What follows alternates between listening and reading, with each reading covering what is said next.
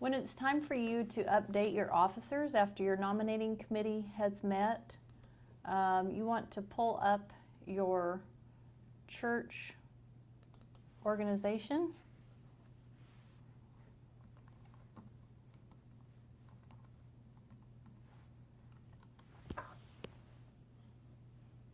I think yours will come up because you only have access to your church. So, but I don't have, I have all of them. So this is where you would put in the new officers right here at this file. So you want to go over here and you want to say new office. You probably will have, there's no officers listed here at all. You will probably have officers listed in your church, but let's just say you're a brand new church.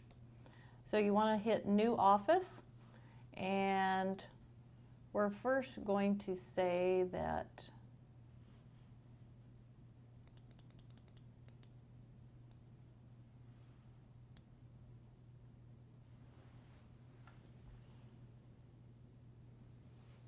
how come it doesn't say, this is like a school. Why is it coming up as school?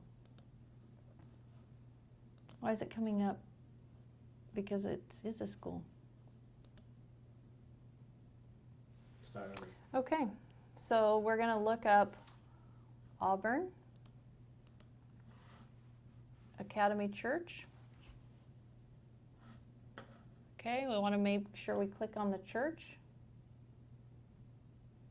And we have several people listed here that are currently officers. Now, if you, let's say we just got a new associate pastor, brand new, we can go over to the new office tab. We can click on that, and we're going to say associate pastor. We don't need a custom title for the officer's name.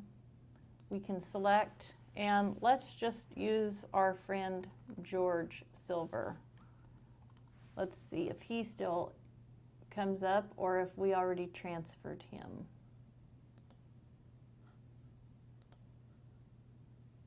Want to search, and there's George. So he is going to be our new associate pastor. We want to click on his name, and then we want to select. So it'll come up that he is the new associate pastor. Now we want to go over here and save. So now George Silver is listed as one of your associate pastors. If you're changing the pastor, let's click on right here for pastor. And it will let you select a person, whoever that new person is going to be. It'll come up. You will hit save, and it will put that. So if you have the same offices as you did last year, but there's just some changes, you can actually just click on this office title, whichever that is. You can click on that. If your clerk is changing, select person for who the new person is, and you go ahead and save. In order for you to be able to put the officers in your church, they need to be members of your church. Otherwise, you won't be able to select them. They won't come up. So on the right side, that's where you would select a new office, and on the left side is where you would just fill that in. If you have had 3 associate pastors and now you only have 1 associate pastor, you would go over here to the right side where it says delete. You would click on that delete. So George Silver is not any longer, and you would say yes. And you would say Jay Kuhn is not any longer, and you would say yes. So that's how you take if you want to take the office out, you hit delete.